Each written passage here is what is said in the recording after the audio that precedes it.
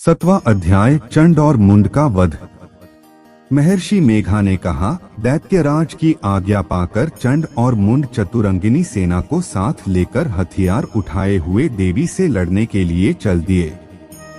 हिमालय पर्वत पर पहुंचकर उन्होंने मुस्कुराती हुई देवी जो सिंह पर बैठी हुई थी देखा। जब असुर उनको पकड़ने के लिए तलवारें लेकर उनकी ओर बढ़े, तब अंबिका को उन पर बड़ा क्रोध आया और मारे क्रोध के उनका मुख काला पड़ गया। उनकी भ्रिकुटियां चढ़ गई और उनके ललाट में से अत्यंत भयंकर तथा अत्यंत विस्तृत मुख वाली लाल आंखों वाली काली प्रकट हुई, जो कि अपने हाथों में तलवार और पाश लिए हुई थी। वह विचित्र खड्ग धारण किए हुए थी तथा चीते के चर्म की साड़ी एवं नरमुंडों की माला पहन रखी थी।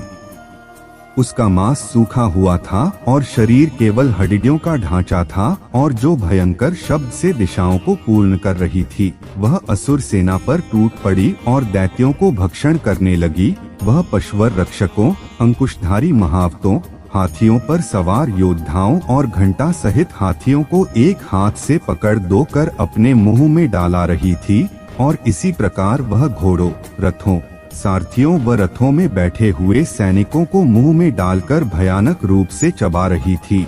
किसी के केश पकड़कर, किसी की गर्दन पकड़कर, किसी के पैरों से दबाकर और किसी दैत्य को छाती से मसलकर मार रही थी। वह दैत्य के छोड़े हुए बड़े -2 अस्त्र शस्त्रों को मुंह में पकड़कर और क्रोध में भर उनको दांतों से पीस रही थी। उसने के बड़े 2 असुर भक्षण कर डाले, कितनों को रौंद डाला और कितनी उसकी मार के मारे भाग गए। कितनों को उसने तलवार से मार डाला, कितनों को अपने दांतों से समाप्त कर दिया। और इस प्रकार से देवी ने क्षण भर में संपूर्ण दैत्य सेना को नष्ट कर दिया। यह देख महापराक्रमी चंड काली देवी की ओर लपका और मुंड ने भी देवी पर अपने भयानक बाणों की वर्षा आरंभ कर दी और अपने हजारों चक्र उस पर छोड़े। उस समय वह चमकते हुए बाण व चक्र देवी के मुख में प्रविष्ट हुए इस प्रकार दिख रहे थे, जैसे मानो बहुत से सूर्य मेघों की घंटा में प्रविष्ट हो रहे हो। इसके पश्चात भयंकर शब्द के साथ काली ने अत्यंत जोश में भरकर विकट अट्टहास किया। उसका भयंकर मुख देखा नहीं जाता था। उसके मुख में श्वेत दांतों की पंक्ति चमक रही थी।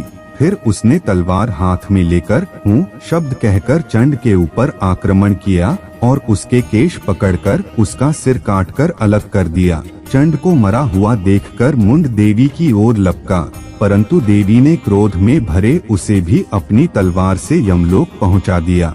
चंड और मुंड को मरा हुआ देखकर उसकी बाकी बची हुई सेना वहां से भाग गई। इसके पश्चात काली चंड और मुंड के कटे हुए सिरों को लेकर चंडिका के पास गई और प्रचंड अट्टहास के साथ कहने लगी, हे देवी, चंड और मुंड 2 मारकर तुम्हारी भेंट कर दिया है। अब शुंभ और निशुंभ का तुमको स्वयं वध करना है। महर्षि मेघा ने कहा, वहां लाए हुए चंड और मुंड के सिरों को देखकर कल्याणमयी चंडी ने काली से मधुर वाणी में कहा, हे देवी, तुम चूंकि चंड और मुंड को मेरे पास लेकर आई हो, आठ संसार में चामुंडा के नाम से तुम्हारी ख्याति होगी। 7वां अध्याय।